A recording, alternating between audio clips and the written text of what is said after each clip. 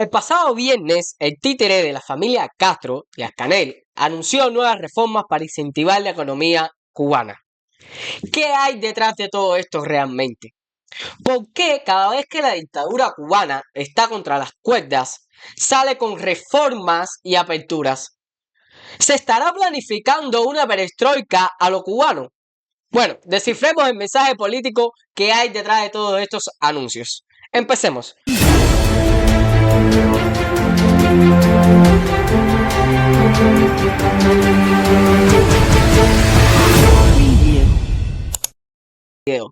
Bienvenidos a mi canal Voces Libres, el canal donde hablamos de batalla cultural, cristianismo y en contra de todo tipo de socialismo, comunismo y totalitarismo. En el día de hoy les traigo las medidas que sacó el régimen de La Habana para incentivar y reformar y cambiar, dinamizar la economía en Cuba. Veámoslo punto por punto cuáles son estas medidas y comentémoslo e interpretemos qué hay detrás de todas y cada una de ellas. Vamos. La primera dice: mayor descentralización y autonomía. Más poder a municipios para decidir sobre empresas, inversiones, importaciones, exportaciones y uso de divisas. Empresas estatales con mayor independencia podrán fijar salarios, usar utilidades, elegir clientes y operar sin intermediarios.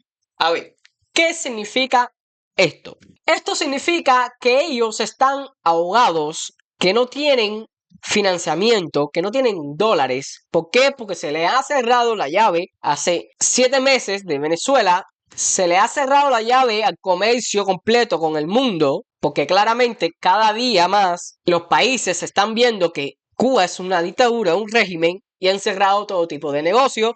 Y a eso sumémosle la política intensiva por parte de Trump y del secretario Marco Rubio en contra de la dictadura, que eso viene muy bien. Ahora, ¿qué significa empresas estatales con mayor independencia? Esto no es más que darle el bastón a otro. O sea, no es centralizado desde el partido, desde el comité central, pero es centralizado desde algún burócrata de tu municipio, de tu provincia, de tu barrio. Simplemente va a ser igual descentralizado, pero no a un nivel superior, sino a un nivel intermedio. Usar utilidades. Lo que genera la empresa, utilizarlo para lo que la empresa quiera. O sea, supuestamente esto es algo normal que se hace en el mundo, pero estamos hablando de Cuba. Aquí estamos claros que vamos a ver corrupción y vamos a ver personas robando, como pasa en Cuba, y es normal. Elegir clientes y operar sin intermediarios. Esto es quitar un poco el pie de encima para que esas empresas estatales, siempre tengan en cuenta que son empresas estatales, puedan operar un poco más libremente. Pero a la larga sabemos que si son empresas estatales, responden al Estado, el régimen cubano, la dictadura cubana, la familia Castro. El segundo punto: apertura y flexibilidad del modelo económico. Reducción de actividades prohibidas al sector privado. ¿Qué es esto de reducción de actividades prohibidas al sector privado? Esto, al lenguaje del cubano, es: el bloqueo nunca existió, el bloqueo somos nosotros. El bloqueo es el Partido Comunista, el bloqueo es el régimen. Eso es lo que significa. Ese punto es eso es lo que significa. El bloqueo siempre hemos sido nosotros y no Estados Unidos. Siempre hemos sido nosotros. Impulso a MIPYMES y asociaciones entre actores estatales, privados y cooperativos. Más facilidades para crear empresas y menos burocracia. Esto es totalmente falso. En Cuba no existe propiedad privada. No, ¿cómo me vas a decir eso? Que en Cuba no existe propiedad privada. Yo tengo una MIPYME de no sé qué. Ok, tú tienes una MIPYME de no sé qué. Tienes una MIPYME que al fin y al cabo la tienes hasta que un burócrata que está en el Partido Comunista decida hasta cuándo la tienes. Si te la intervienen y la cierras, pues tienes que cerrarla y ya está. No tienes una protección jurídica ante ese bien tuyo, porque no es tuyo, no es tu propiedad privada. No la tienes. En Cuba no hay una protección jurídica. Por eso todo esto es una falsa totalmente. Tercer punto: impulso a la inversión y capital externo. Incentivo a la inversión extranjera directa. Apertura a la participación de cubanos en el exterior como actores económicos. Mejores condiciones legales y financieras para atraer el capital. ¿Qué quiere decir esto? Como hemos visto hace unas semanas atrás que empresas hoteleras que administraban hoteles en Cuba se han ido gracias a la presión de los Estados Unidos de América bajo la administración del presidente Donald Trump y el secretario Marco Rubio, han ido abandonando la isla y le han dejado en mando a la empresa que gobierna hoy en día Cuba, que es Gaesa. Ahora, como Gaesa es una empresa que está sancionada por los Estados Unidos de América, no puede salir al mercado internacional, no puede comprar en el mercado internacional con dólares ni con nada, porque está sancionada. Entonces, ¿qué quieren ellos? Que entren personas de otros países, o sea, por eso es inversión y capital extranjero, a invertir en la isla para saltear esas sanciones. ¿Por qué alguien querría entrar a invertir su capital, su dinero, en un país que no existe y no se respete la propiedad privada y que muchas empresas han estado últimamente yéndose? Además, vamos a estar claros, si yo puedo abrir un negocio en Estados Unidos, me rente lo que me rente, yo prefiero abrirlo en Estados Unidos que no abrirlo en Cuba. Porque abrirlo en Cuba te va a cortar muchísimos beneficios en el mercado internacional.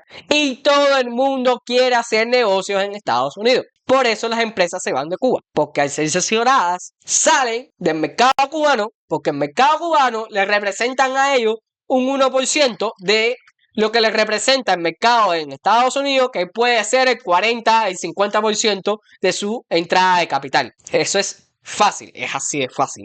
Ahora, cuando dicen mejores condiciones legales, es una farsa, totalmente. ¿Aquí qué va a pasar? Va a pasar lo mismo que ha pasado hace unos meses. Un corralito financiero, donde las empresas van a llegar, van a invertir y la propia dictadura le va a decir, sí, pero no puedes sacar el dinero que tú generas, que tú ganas hacia el exterior, lo tienes que gastar en Cuba. Eso es un corralito financiero. ¿Quién quisiese invertir en una isla donde el capital no la pueda sacar de ese país? Nadie, o sea, absolutamente nadie. Estas medidas son un circo. La quinta dice, transformación del sector agrícola. Entrega de tierras a quienes puedan producirlas. A ver, aquí hay algo un poco interesante.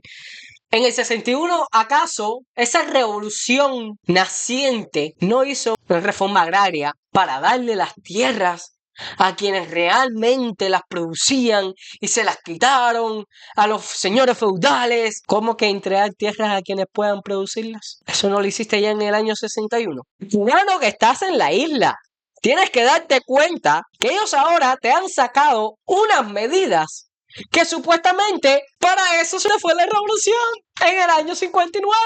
Y te la sacan ahora. Aquí todos conocemos. Ahora sí vamos a construir el socialismo. Los socialistas hacen eso. Acceso a mercado, divisas e insumos para productores. Fomento de asociaciones entre distintos tipos de productores.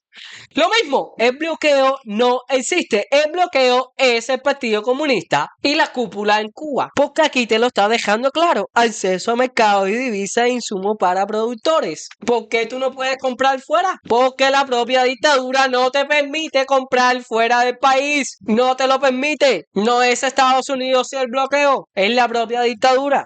Fomento de asociaciones entre distintos tipos de productores. O sea, lo que antes llamaban cooperativa, ahora es otra cosa. Ahora es entre privados. Es otra falsa más.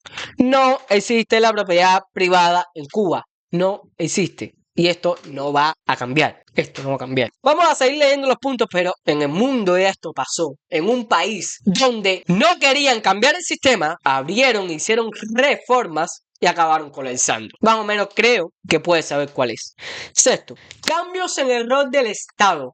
Reducción del aparato estatal y de ministerios. Esto me da risa, porque al final, esto es lo que ellos dicen neoliberalismo. Esto es neoliberalismo. ¿Por qué yo tendría que estar yo, un liberal clásico, cristiano tendría que estar de acuerdo con un punto de una reforma de un dictador, de un régimen totalitario asesino, que es reducción del aparato estatal y de ministerios. Cuando eso es liberalismo clásico. Eso es liberalismo clásico, menos Estado. Eso es liberalismo clásico. Eso no es comunismo. Pero aquí hay una trampa. Aquí hay una trampa. Esto es, yo me hago el que estoy bajando el gasto público, el que estoy reduciendo ministerio, en que estoy desapareciendo la burocracia, pero me quedo en el poder, me quedo con el control realmente, control fuerte, el control central. Entonces, esto en realidad es quedarse con el poder central. A mí me resulta chocante porque como liberal clásico tendría que estar de acuerdo con este sexto punto en cuestión. Tendría que estar muy de acuerdo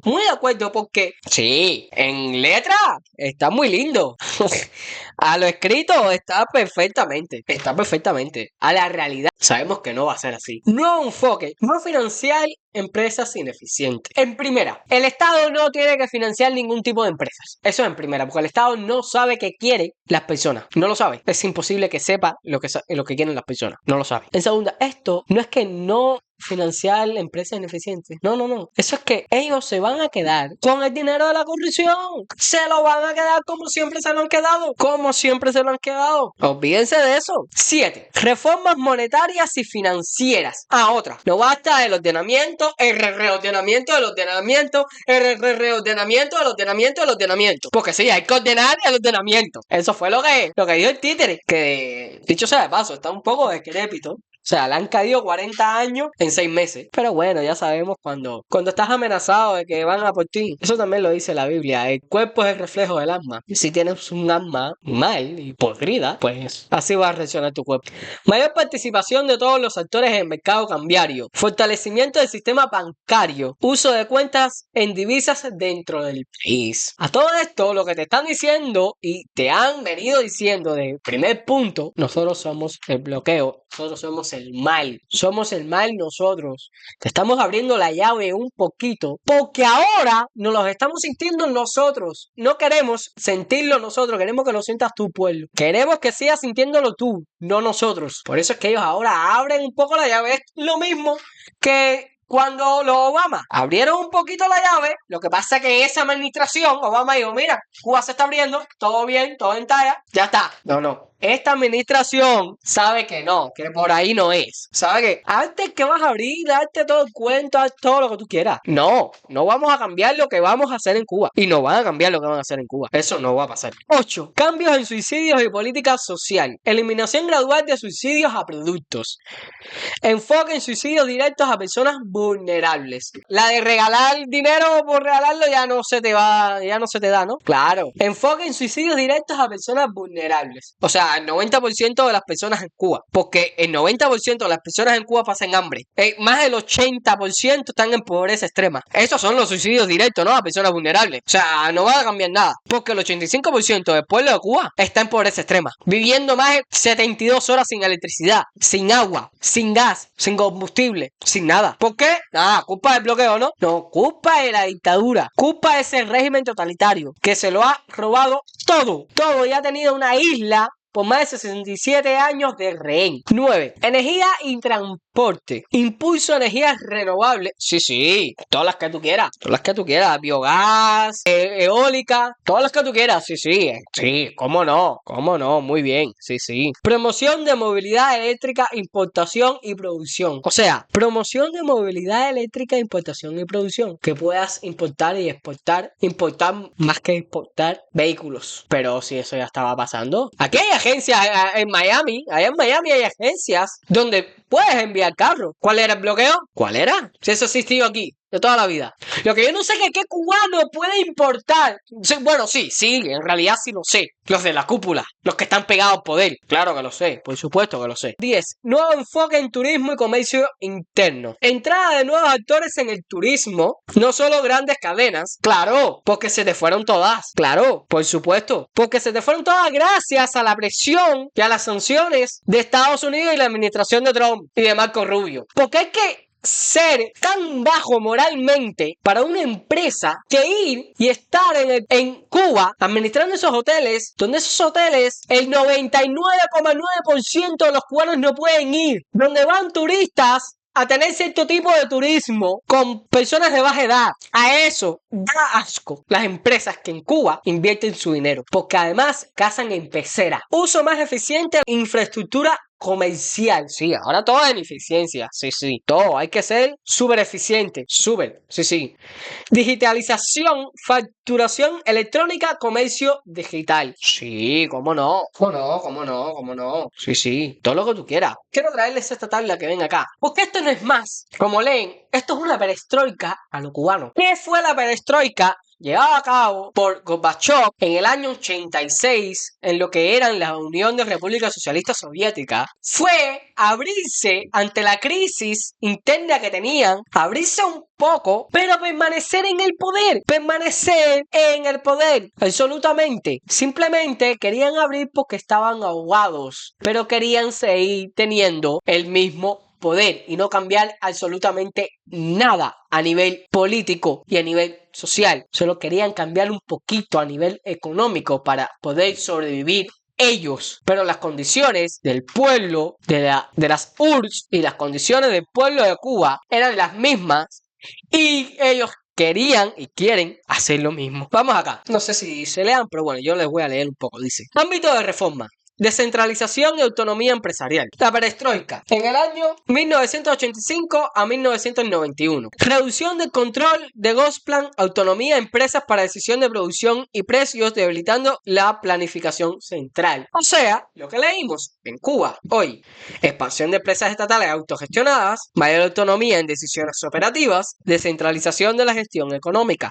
Les adelanto, la perestroika acabó con oligarcas que estaban vinculados al poder, fueron los empresarios más importantes de lo que fue a pasar a llamarse Rusia, y hubo una guerra civil en Rusia y una guerra entre poderes, entre oligarcas, y por eso tenemos lo que es hoy Rusia. Por eso para Cuba no es una alternativa esta perestroika, no lo es, ni podrá serlo nunca, porque no hay libertad en ella, no hay ningún cambio sustancial en ella, no lo hay. Apertura y flexibilización del modelo. Ley de cooperativas, legalización de pequeños negocios privados, tolerancia de actividades económicas no estatales. Expansión en Cuba, expansión del trabajo por cuenta propia, cooperativas agrícolas, pequeñas y medianas, empresas privadas, arrendamiento de tierra. Es que es lo mismo, es absolutamente lo mismo, porque los comunistas buscan las mismas soluciones a los mismos problemas, aunque no resulten efectivos. No puedes pretender cambiar una cosa haciendo lo mismo siempre, o obtener resultados diferentes haciendo lo mismo. No puedes hacerlo. Pero bueno, Cuba al final es hija de la Unión Soviética. Inversión extranjera y comercio exterior. Apertura a joint ventures con capital occidental, búsqueda de inversión extranjera directa, liberación del comercio exterior. Cuba, zonas especiales de desarrollo, joint ventures en turismo y energía, apertura selectiva al capital extranjero, acuerdos comerciales regionales. Lo mismo, transformación del sector agrícola, intentos de reforma de...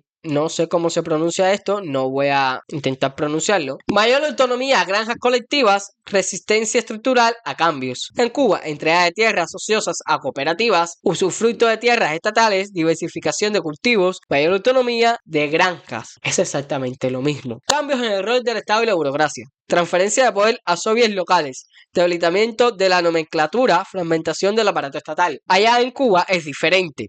Mantenimiento del control estatal central, reforma administrativa, reducción de la burocracia, fortalecimiento de instituciones locales. Reformas monetarias, financieras y política social. Intento de reforma monetaria, eliminación gradual de subsidios, impacto social de inmediato y descontento masivo. En Cuba, unificación monetaria en el 2021, eliminación de subsidios, reforma de pensiones, impacto social significativo, pero más gradual. Absolutamente falso. O sea, yo lo hice con una IA. Pero aquí el impacto es extremadamente cruel, porque en Cuba el 85% de la población está en pobreza extrema. Totalmente. Energía y transporte, turismo y comercio interno. Modernización limitada, dependencia de recursos energéticos del sector turístico subdesarrollado, comercio interno desorganizado. En Cuba, expansión del turismo como fuente de divisas, modernización de transporte, desarrollo de energías renovables, comercio exterior reorganizado. O sea, Lo que estamos viendo acá no es más que un intento de perestroika 2.0, pero no al nivel del que se llevó en Unión Soviética. ¿Por qué? Porque Díaz-Canel no es Gorbachev.